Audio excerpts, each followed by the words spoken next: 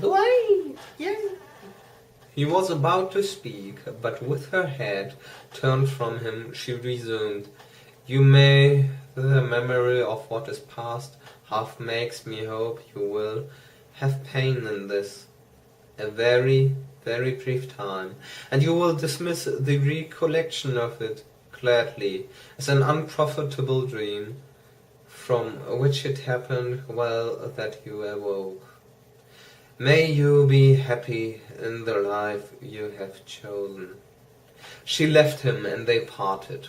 "Spirit," said Scrooge, "show me no more. Conduct me home. Why do you delight to torture me?" "One shadow more!" exclaimed the ghost. "No more!" cried Scrooge. "No more! I don't wish to see it. Show me no more!" But the relentless ghost pinioned him in both his arms and forced him to observe what happened next. They were in another scene and place, a room not very large or handsome, but full of comfort. Near to the winter fire sat a beautiful young girl, so like that last that Scrooge believed it was the same, until he saw her, now a comely matron, sitting opposite her daughter.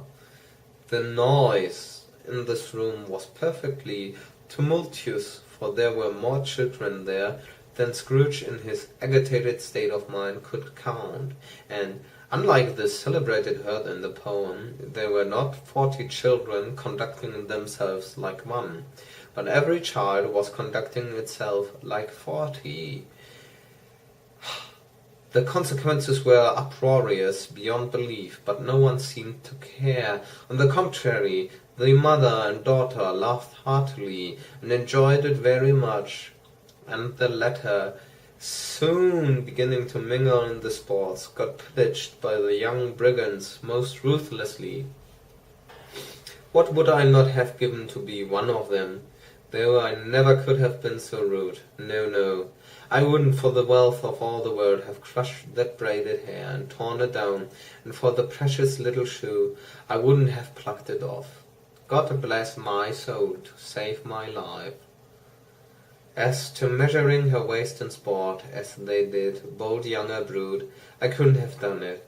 I should have expected my arm to have grown round it for a punishment, and never come straight again, and yet I should have dearly liked, I own, to have touched her lips, to have questioned her, that she might have opened them, to have looked upon the lashes of her downcast eyes, and never raised a blush, to have let loose waves of hair, an inch of which would be a keepsake beyond price. In short, I should have liked, I do confess, to have had the lightest license of a child, and yet to have been man enough to know its value.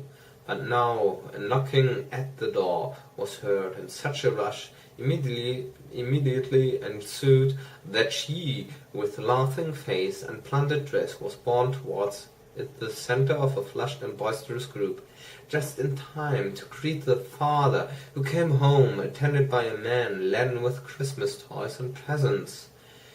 Then the shouting and the struggling, and the onslaught that was made on the defenceless porter, the scaling him with chairs for ladders to dive into his pockets, despoil him of brown paper parcels, hold on tight by his cravat, hug him round his neck, pommel his back, and kick his legs in irresponsible affection. The shouts of wonder and delight with which the development of every package was received, the terrible announcement that the baby had been taken in the act of putting a doll's frying pan into his mouth, and was more than suspected of having swallowed a fictitious turkey glued on a wooden platter, the immense relief of finding this a false alarm, the joy and gratitude and ecstasy, they are all indescribable alike. It is enough that by degrees the children and their emotions got out of the parlour, and by one stair at a time up to the top of the house, where they went to bed, and so subsided. And now Scrooge looked on more attentively than ever when the master of the house, having his daughter leaning fondly on him, sat down with her and her mother at his own fireside, and when he thought that such another creature, quite as graceful and as full of promise, might have called him father, and been a springtime in the haggard winter of his life, his sight grew very dim indeed. "Belle," said the husband, turning to his wife with a smile, "I saw an old friend of yours this afternoon." "Who was it?" "Guess." "How can I? Tut, don't I know?" she added in the same breath, laughing as he laughed. "Mr. Scrooge." Mr. Scrooge it was. I passed his office window, and as it was not shut up and he had a candle inside, I could scarcely help seeing him. His partner lies upon the point of death, I hear, and there he sat alone, quite alone in the world, I do believe. "Spirit," said Scrooge in a broken voice, "remove me from this place." "I told you these were shadows of the things that have been," said the ghost. "That they are what they are. Do not blame me." "Remove me!" Scrooge exclaimed. "I cannot bear it." He turned upon the ghost, and seeing that it looked upon him with a face in which in some strange way there were fragments of all the faces it had shown him, wrestled with it. "Leave me! Take me back! Haunt me no longer!"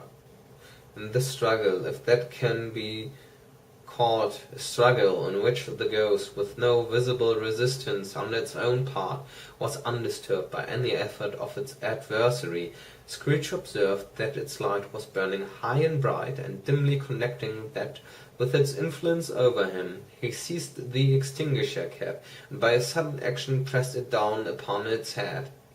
The spirit dropped beneath it, so that the extinguisher covered its whole form.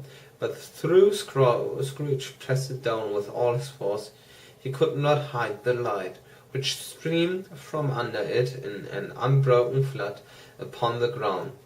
He was conscious of being exhausted and overcome by an irresistible drowsiness, and further of being in his own bedroom. He gave the cap a parting squeeze, in which his hand relaxed, and had barely time to reel to bed before he sank into a heavy sleep.